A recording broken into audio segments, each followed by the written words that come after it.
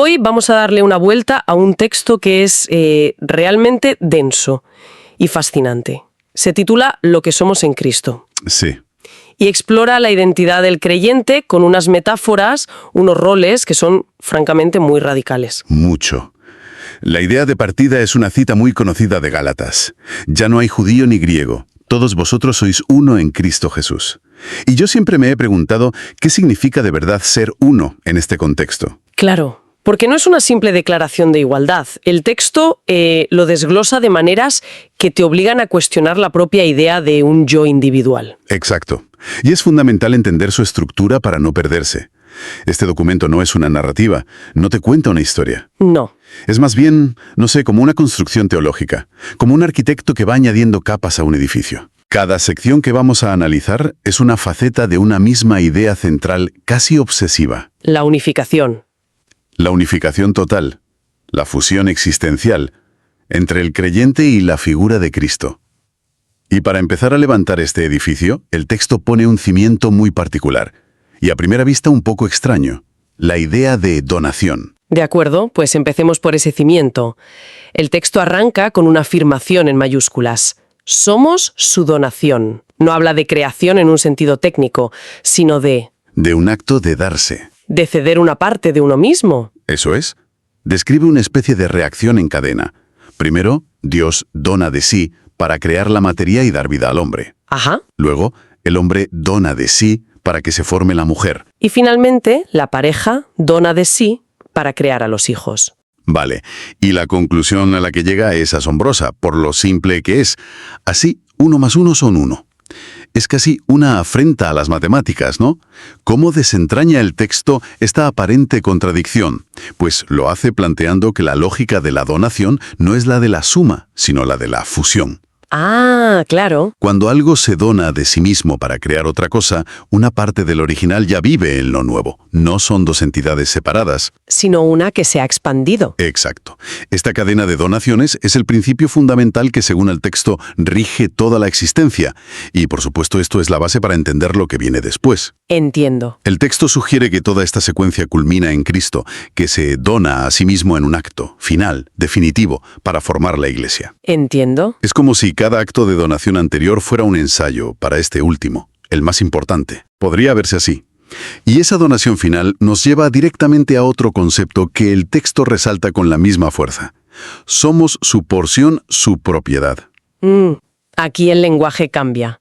Pasa de lo generoso, de la donación, a algo que suena casi legal o transaccional. Sí, y el cambio es deliberado. Para el texto, la donación crea un vínculo de pertenencia.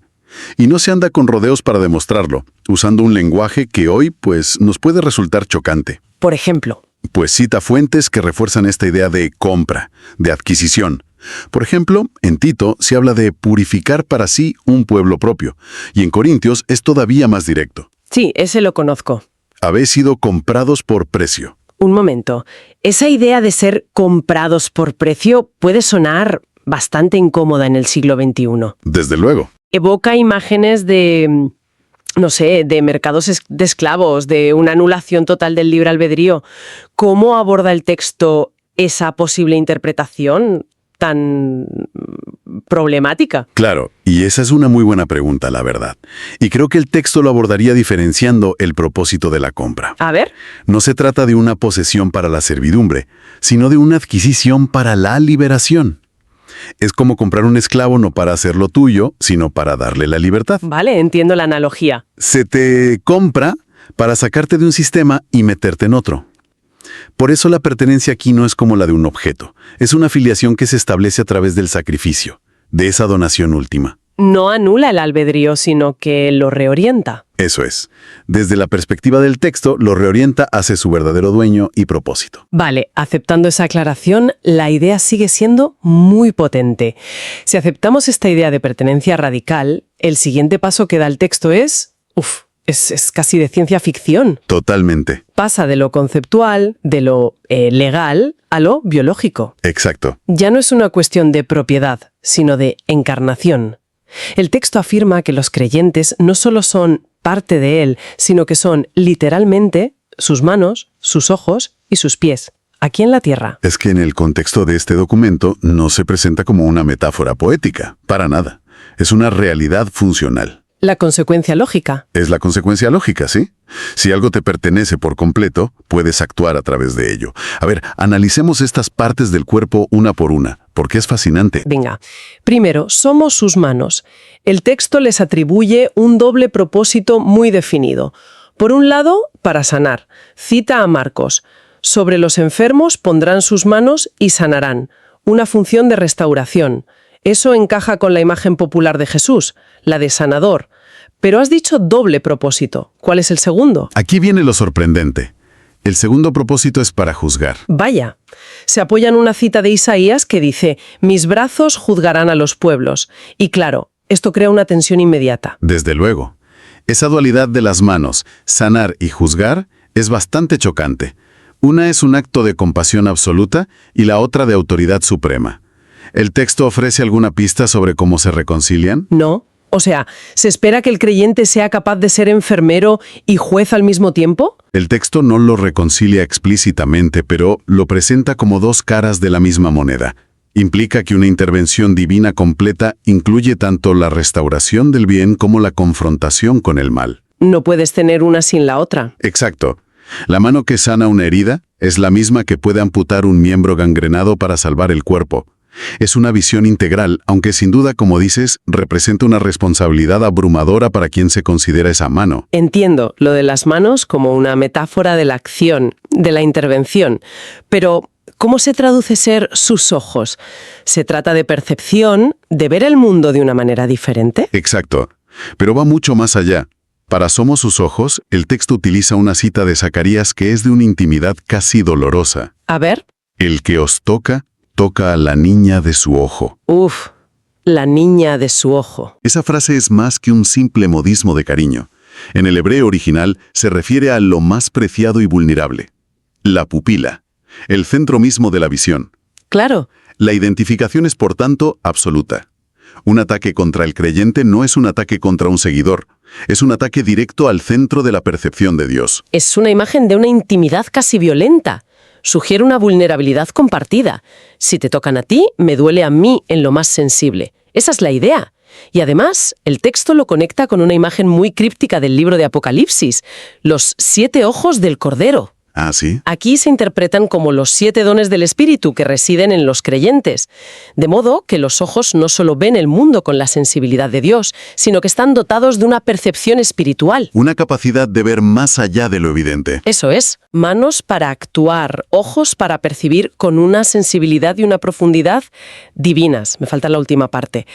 Cuando el texto habla de ser sus pies, me pregunto si se refiere solo a la predicación, al movimiento misionero, o si tiene una implicación más profunda, quizás sobre el modo en que caminamos por la vida. Es una pregunta clave. Superficialmente sí, somos sus pies se refiere a continuar su camino, es decir, predicar el Evangelio. Claro, lo que dice Marcos. Id por todo el mundo y predicad el Evangelio. Es la función de llevar el mensaje. Pero la identificación que propone el texto va muchísimo más allá de ser un simple mensajero. Lo deja claro con una cita de Lucas que es escalofriante por lo radical que es. ¿Cuál? El que a vosotros oye, a mí me oye. Esa frase lo cambia todo. No es que hablen en nombre de él, como un portavoz. No. Es que al escucharles a ellos, se le está escuchando a él, directamente. La fusión es total. Precisamente. Se elimina cualquier intermediario. Ser sus pies no es solo caminar hacia donde él ordenó. Sino que cada paso que das... Cada paso, cada decisión, cada palabra dicha en ese camino lleva el peso y la autoridad de ser él mismo actuando en el mundo. El mensajero y el mensaje desaparecen como entidades separadas. Entonces, si los creyentes son su cuerpo, esto implica una función activa, una misión. No es una unión pasiva o contemplativa. No, para nada. Y el texto define varios roles muy claros. El primero que menciona es el de embajador. Solemos pensar en un embajador como alguien con traje en una recepción, muy formal. ¿Cómo lo define el texto? Pues la definición del texto, que se apoya en Corintios, es mucho más activa y urgente. Ser un embajador es promover el reino y su justicia. No es un título honorífico, es un trabajo. Un trabajo con un objetivo claro. Rogar en nombre de Cristo por la reconciliación entre la humanidad y Dios. Es una diplomacia espiritual, pero con la urgencia de quien sabe que las negociaciones están a punto de cerrarse. ¿Entendido? El embajador representa y negocia.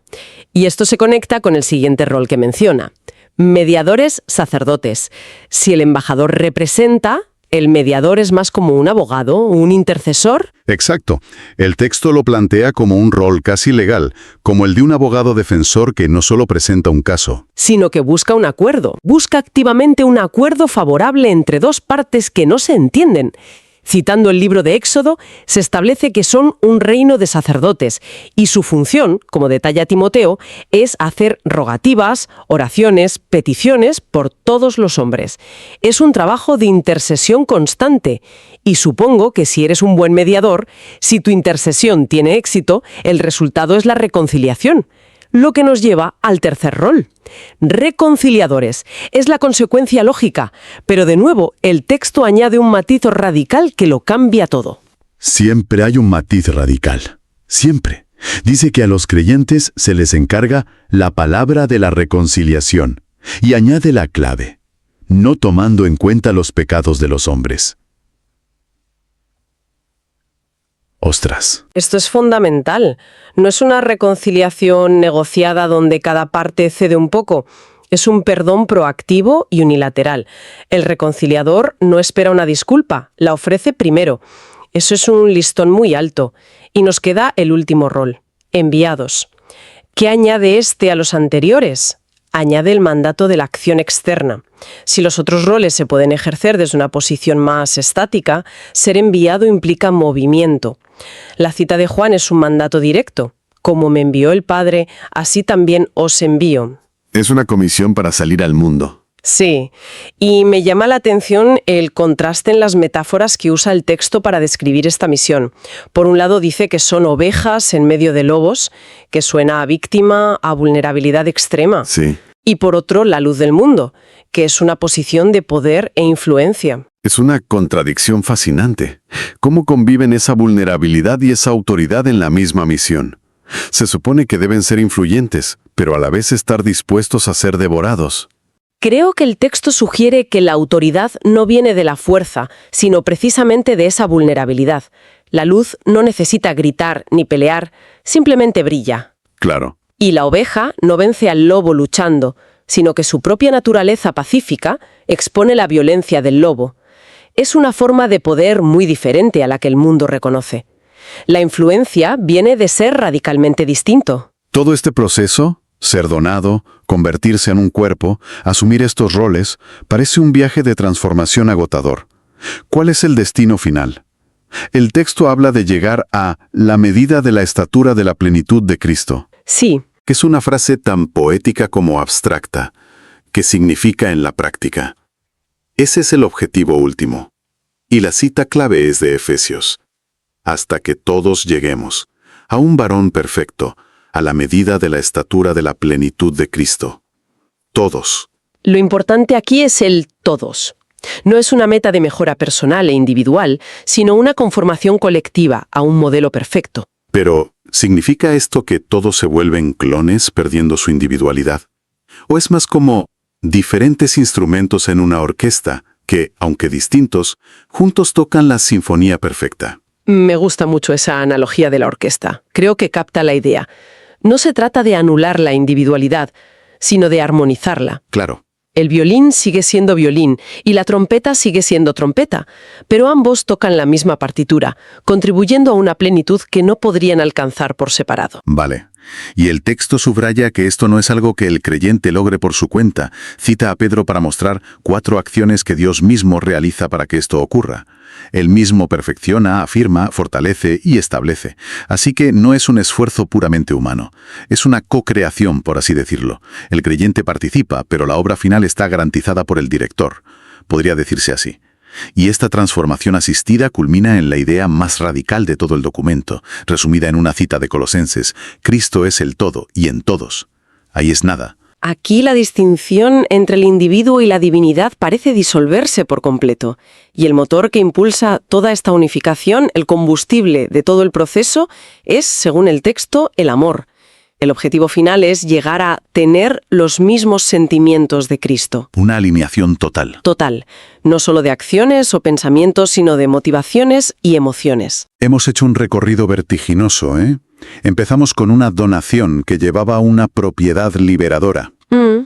De ahí a una encarnación funcional en el mundo con manos, ojos y pies, y finalmente a asumir roles activos, que culminan en una disolución casi total del yo en un todo colectivo. Sí. Es una visión de la identidad que va mucho más allá de la simple creencia o la imitación. Sinceramente es abrumadora. Lo es. Si tuviéramos que sintetizar el mensaje central del texto en una frase, sería esa: la disolución de la identidad individual en una identidad colectiva y divina.